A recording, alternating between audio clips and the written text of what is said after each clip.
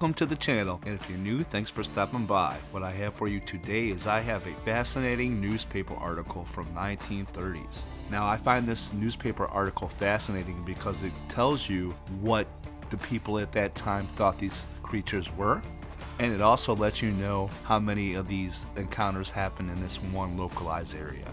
Now, this one local area here, if you guys have watched any of my channel, you'll know this spot right here, nowhere else, but this spot right here, in my opinion, was one of the squattiest places on the planet, right here. All these encounters are going to be around Harrison Lake. And if you look at Harrison Lake, let's go ahead and zoom in a little bit closer.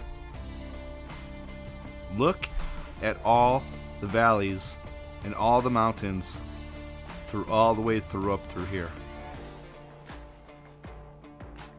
Look at all of that. This area absolutely could or used to hold these creatures, in my opinion. Now, this newspaper article is not only going to give you their opinions on what these creatures are, but they're going to go ahead and give you some encounters also. So let me go ahead and get into this one. July 29th, 1934, The Lincoln Star by Francis Dickey. Are they the last cavemen? British Columbia startled by the appearance of Sasquatch, a strange race of hairy giants. It is peculiarly in keeping with the topsy-turvy year of violently varying weather, universal human unrest, droughts, grasshopper plagues, and other phenomena that there now comes from various eyewitnesses the report of seeing some of the Sasquatch, those weird, hairy men reported for 20 years to dwell in the tremendous and unexplored mountain region of British Columbia, Canada.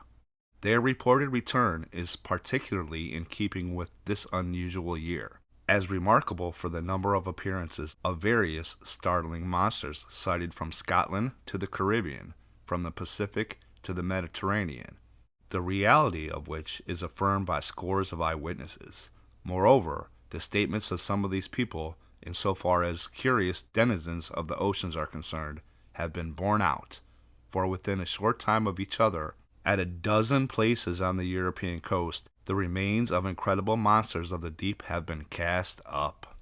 Of all these mysterious earthly visitants, perhaps the Sasquatch is the least known, by reason of the rarity of their appearance and the reluctance of those who have seen them to talk.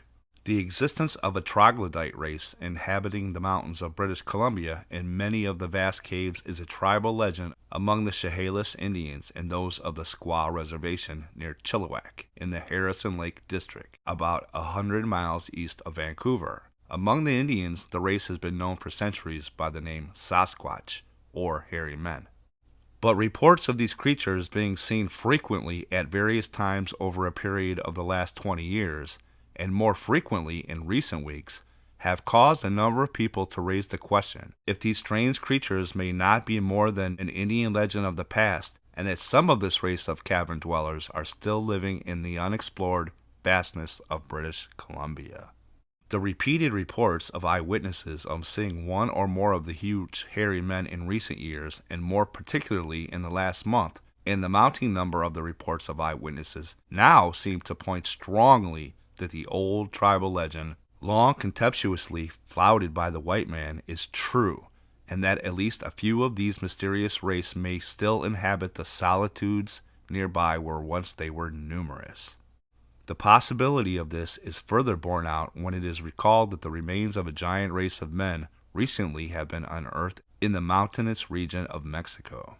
The chief difficulty, in fact, the whole task of the investigator in matters of such phenomena as Sasquatch or sea serpents is, of course, the credibility of the witnesses. If untruthful, what motive lies behind their story? In the case of the Sasquatch, the element of credence is heightened because in most cases the witnesses have been reluctant, some of them not revealing their stories for years. From a careful comparison of all the eyewitnesses to date, all are closely in agreement as to the following facts. The Sasquatch are gigantic men, varying from 6.5 to 7 feet in height. One and only one witness states that the nose of them to be very broad, and the arms long, reaching below the knee. All but one are agreed as to the hideousness of the face. However, as in most instances with the Sasquatch, were not seen up close, it is natural the descriptions remain very general. Those people who have been close were so terror-stricken that their accounts are vague. Yet, aside from one of the most recent happenings, in only 2 other cases have the Sasquatch shown themselves hostile. The fact that some of these strange people have just been reported close to civilization at this time accurately compares with the dates noted by the Chehalis Indians. The Indians have oral records covering 3 generations. According to them, members of the tribe have seen in the springtime every 4th year the light of a great fire on one of the highest mountain peaks in the Chehalis Range. The fire burns for 4 nights, riding in a very high thin column. Sometimes it is suddenly extinguished to rise again a little later. That this is some periodic mark of a return to certain place of worship at some ancient shrine, or a communication with members in some remote mountain vastness are possible conjectures. These periodic returns to some ancient gathering place do bring these people close to what are now civilized areas. A few days ago, a middle-aged Indian, Tom Cedar, was trout fishing from his canoe on Morris Creek, a tributary of the Harrison. He was near a rocky terraced bank. Suddenly, a large rock struck the water so close to his canoe that he was drenched by the splash. Looking up, he saw with amazement a huge hairy man above him just as he threw another rock. This also barely missed the canoe. Cedar paddled rapidly upstream to the settlement. By way of noting an odd coincidence, this particular stream, now called Morris Creek, was known as Saskakoo when the first man first arrived, and is so called on old maps. Nearby are caverns which were investigated by Captain Ward, 40 years a resident in the district. He states they bear evidence of habitation. Upon the walls are some crude drawings. In this region, according to the Indians, 2 large bands of Sasquatch fought a long time ago until both were brought to almost extinction. The other evidence of hostile intentions of some of these creatures date back 20 years and consist of the following statements of 2 Indians, Peter and Paul Williams of Chehalis. The following is very much a condensed resume. On an evening in May, states Peter, I was about a mile from the reserve, near the foot of the mountain, when what I at first took to be a bear rose up in the underbrush. It was between 6 and 7 feet tall, covered with hair.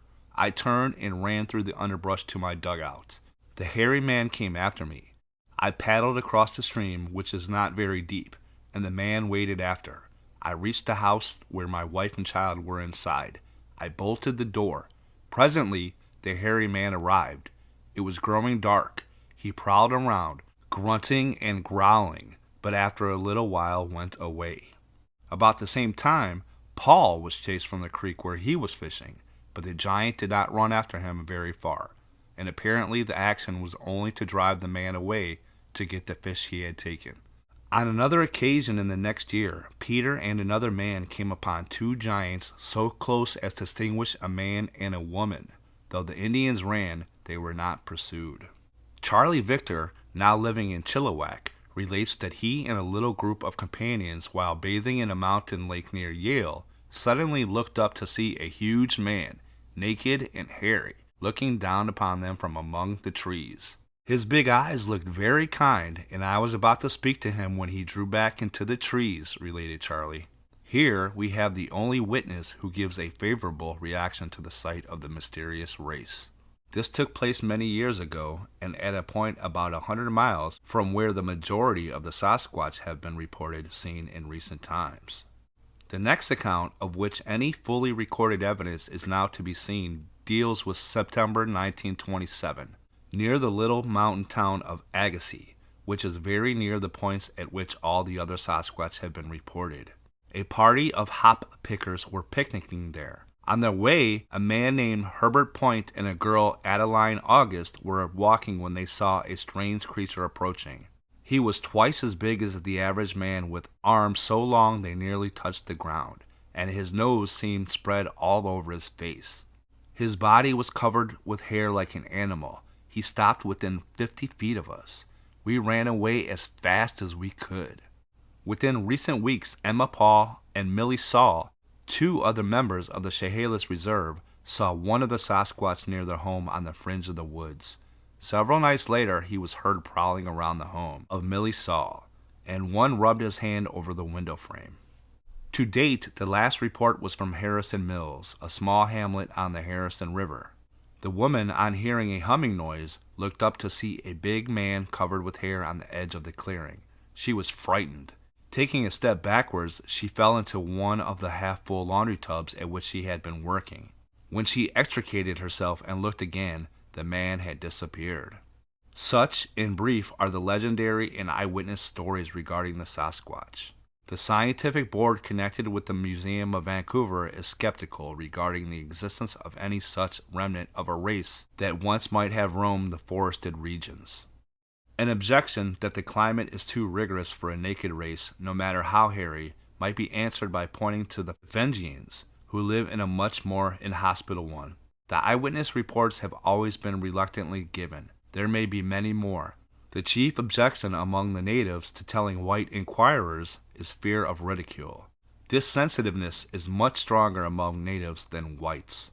Here for the present, the matter must rest. Perhaps further witnesses may be heard in the future.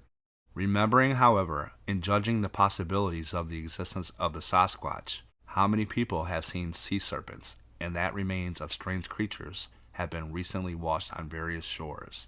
It is quite within the bounds of probability that just as there are unknown forms of life in the boundless depths of the ocean, equally so there may be the enormous wilderness stretches of British Columbia, wild, hairy men roaming. So there it is. What do you think about that? That was a fascinating newspaper article, was it not? And when they talk about the fire on top of the mountain, could that maybe be them burning their dead? Something like that? I mean, I don't know. Another thing though, if they do have fire, the capabilities of using fire, to me that means that these creatures have to be an ancient type of human. And that's what the Native Americans say also. If you're new to the channel, go ahead and hit that subscribe button. I put these kind of videos out every week. If you guys like the video, make sure you hit that like button for me. Make sure you guys leave me some comments. Let me know what you thought about this one. And until next time, always remember, where there is a Willstar, there is definitely a way. Willstar out.